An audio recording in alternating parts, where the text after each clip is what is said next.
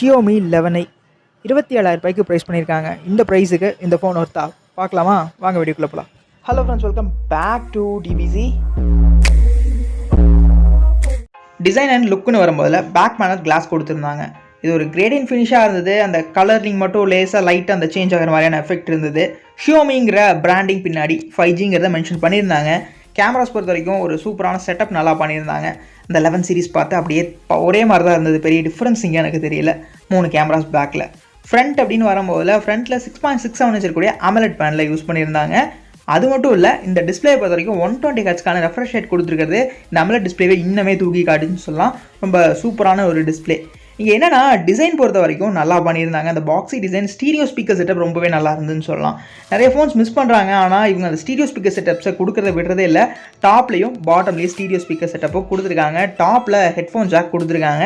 Headphone jack miss பண்ணாமல் இருந்தது. எனக்கு ரொம்பவே பிடிச்சிருந்தது. ஃபோன் ரொம்ப ஸ்லிம்மாகவும் இருந்தது. இந்த ஃபோன் பொறுத்த வரைக்கும் HDR 10+ஓட சப்போர்ட்ஸ் இருக்குது. அது போக 1200 நிட்ஸுக்கான அந்த பீக் பிரைட்னஸ் லெவல் இங்கே கொடுத்துருக்காங்க. வீடியோஸ் பார்க்கும்போது HD ஸ்ட்ரீம் பண்ணும்போது இனிமையாகவே நல்ல குவாலிட்டியாக இங்கே பண்ணியிருந்தது ஒரு சூப்பரான விஷயம். அது மட்டும் இல்லை, ப்ரொடக்ஷனுக்கு Gorilla Glass 5 யூஸ் பண்ணியிருந்தாங்க. எல்லாமே ஒரு கம்ப்ளீட்டான டிஸ்பிளே செட்டப். டிஸ்பிளேவை பொறுத்த வரைக்கும் சொன்ன மாதிரி குவாலிட்டி வைஸில் நல்லா தான் இருந்தது. வீடியோ ஸ்ட்ரீமிங்னு வரும்போதுலையும் 1080 ரெசல்யூஷன்ஸ் நல்லாவே ப்ளே பண்ண முடிஞ்சுது. ஸ்க்ரீன் ரொம்பவே நல்லா இருந்ததுன்னு சொல்லலாம். கலர் ரொம்ப கேப்சியாக AMOLED டிஸ்பிளே அந்த 120 ஹெர்ட்ஸ் ரெஃப்ரெஷ் ரேட் உண்மையாகவே நல்லாவே தூக்கி காட்டுச்சு டிஸ்பிளேவை. அதனால் குறை சொல்கிறதுக்கு இங்கே டிஸ்பிளேஸில் எதுவுமே இல்லை அப்படின்னு தான் சொல்லணும். அதே மாதிரி இங்கே பர்ஃபார்மன்ஸ் அப்படிங்கிற ஒரு விஷயம் வரும்போதில் கேமிங் தான் நம்ம மெயினாக பார்ப்போம். ரெட்மி ஃபோனில் இங்கே எடுத்துகிட்டு வந்த ப்ராசஸ் டைமென்சிட்டியோட 920 யூஸ் பண்ணியிருந்தாங்க. ரீசெண்டாக லான்ச் ஆன ஒரு ப்ராசர் பர்ஃபார்மன்ஸ் வைஸில் ஒரு சூப்பரான ப்ராசர்னு சொல்லலாம். ஏற்கனவே அந்த டைமென்சிட்டி 900 அப்கிரேட் தான் அந்த 920. பெரிய சேஞ்சஸ் எதுவும் இல்லை. ஆனால் உண்மையாக சொல்ல போனோம்னா இந்த செக்மெண்ட்டில் நல்ல விஷயம் தான். ஆனால் ப்ரைஸிங் படி பார்த்தா ப்ராசர் கொஞ்சம் டவுன்கிரேடாக இருந்த மாதிரி ஒரு சின்ன ஃபீல் இருக்க தான் செஞ்சது. இந்த ஃபோனில் பேட்டரி கேப்பபிலிட்டி அப்படின்னு வரும்போது மெயினான விஷயம், இந்த ஃபோன் 67 வாட்ஸ்க்கான சார்ஜிங் சப்போர்ட் கொடுத்துருக்காங்க. பேட்டரிஸை குறைக்கல. 5160 mAhக்கான பேட்டரி இருக்குது. அதை சார்ஜ் பண்ணுறதுக்கு 67 வாட்ஸ்க்கான ஃபாஸ்ட் சார்ஜிங் சப்போர்ட். எனக்கு இது ரொம்பவே பிடிச்சிருந்தது. இது லைட், இது வந்து அல்ட்ரா ஹைப்பரில் தான் வந்து உங்களுக்கு 120 ஹெர்ட்ஸ் கொடுத்துருந்தாங்க.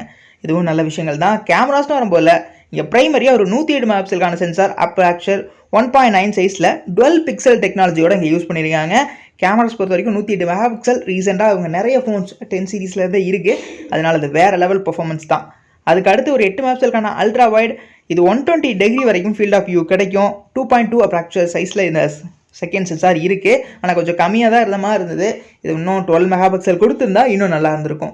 ஃபைனலாக இருக்கிறது ஒரு 2 மெகாபிக்சலுக்கான மேக்ரோ சென்சார், அப்புறம் 2.4 சைஸில் இருக்குது.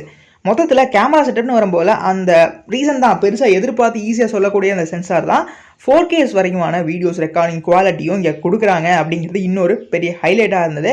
அது மட்டும் இல்லை, ஃப்ரண்ட்டில் இருக்கக்கூடிய அந்த செல்ஃபி எதிர்பார்த்தது தான். 16 மெகாபிக்சலுக்கான செல்ஃபி ஷூட்டை தான் கொடுத்துருந்தாங்க. இங்கே 1080p வீடியோஸை 30 fps ரெக்கார்ட் பண்ணிக்க முடியும் அப்படிங்கிறது ஒரு நல்ல ஆப்ஷனாக இருந்தது. ஆனால் இன்னுமே அந்த 16 மெகாபிக்சல் ஈஸியாக கணிக்கிற மாதிரி தான் இருந்தது.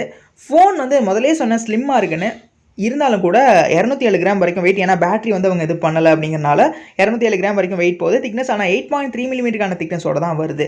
எனக்கு இங்கே ரொம்ப பிடிச்சது MIUI 12.5e அந்த என்ஹான்ஸ்டு வெர்ஷன் தான். நம்ம எதை வேணாலும் கஸ்டமைஸ் பண்ணிக்கிற மாதிரியான ஒரு யூஐயாக இங்கே இருக்கிறது எனக்கு அது ரொம்ப பிடிச்சிருந்தது.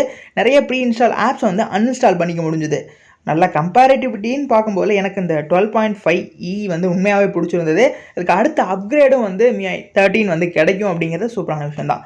இந்த ஃபோன்ஸில் அமேசான் பொறுத்த வரைக்கும் இதை ப்ரைஸ் பண்ணியிருந்தது பார்த்தேன். லைட் வந்து ஒரே ஆப்ஷன் தான் அங்கே வந்து இருந்தது. 6128 வேரியன்ட் 27,000 அந்த மாதிரி ப்ரைஸ் பண்ணியிருந்தாங்க. ஒரு ₹3 கம்மியாக. ஆஃபர்ஸ் அப்படின்னு வரும்போது இங்கே பெருசாக எதுவும் மென்ஷன் பண்ணல.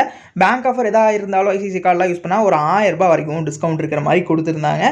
மற்றபடி பெருசாக ஆஃபர்ஸ் ஒன்றும் இல்லை. மொத்தத்தில் பார்த்தா ஒரு 26,000 வரைக்கும் இந்த ஃபோன் கிடைக்கிது. ஆனால் எனக்கு நம்ம ப்ரைஸ் கொஞ்சம் ஜாஸ்தியாகவும் தோணுச்சு. ஷியோமி, ரெட்மி ரெண்டுமே ஒன்று தான். இப்போ தனித்தனி பிராண்ட்ஸ்னு சொல்லிட்டு வேறு ஃபோன்ஸ் லான்ச் பண்ணுறாங்க. 11 சீரிஸ் தான். இல்லை அந்த 67 வாட்ஸ் சார்ஜிங் நல்லா இருந்தது. மற்ற கேப்பபிலிட்டி எல்லா விஷயங்களும் நல்லா பண்ணியிருந்தாங்க.